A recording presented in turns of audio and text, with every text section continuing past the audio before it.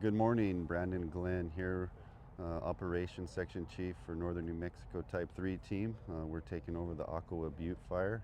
I want to give a big thanks to ODF Team 2 for setting us up here. They did a great job helping the community out and getting this fire ready for the transition down to a Type 3 team. We took over command this morning at 0600. We had some folks out here yesterday shadowing some of the ODF people. And what that means is we're just getting with their folks, getting the lay of the land and what's going on out on the fire so that when we come in, everything works smooth and our folks know exactly what's going on.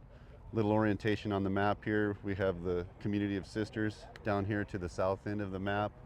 We got Black Butte over on the west end, Green Ridge on the northwest. Billy Chinook Lake's up off the map out here to the northeast.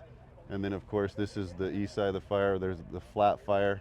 Locally, everybody should know where that is, out here on that east side of the fire.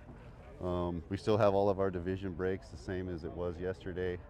We're going to have some folks in here in some of the same clutch spots that the folks were working yesterday.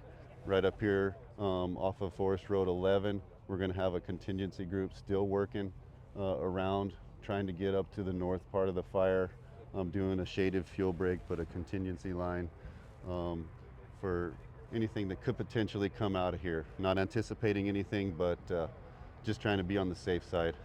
You can see this red still on the map. Those are uncontained sections of the fire, and we're going to have folks in all of those pieces throughout the day here. This up here in Akawa Butte, we're going to have some folks in here making sure that all this stays good.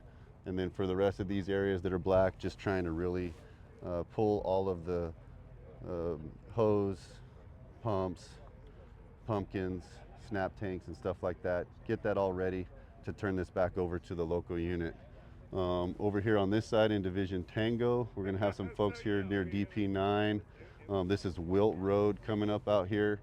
So just off of there in a couple of those little spots, you can see the red on the map. Going to have folks in there gridding, mopping, making sure that that stuff's all secured out there. Moving around over here into Whiskey, they're going to be working up in Blazer Lane, and then off of Wilt Road, a couple spots, maybe trying to get into potentially see about repairing some of our dozer lines. And what that means is just trying to get those dozer lines into a state that they were before we got here. That's what the repair work will be.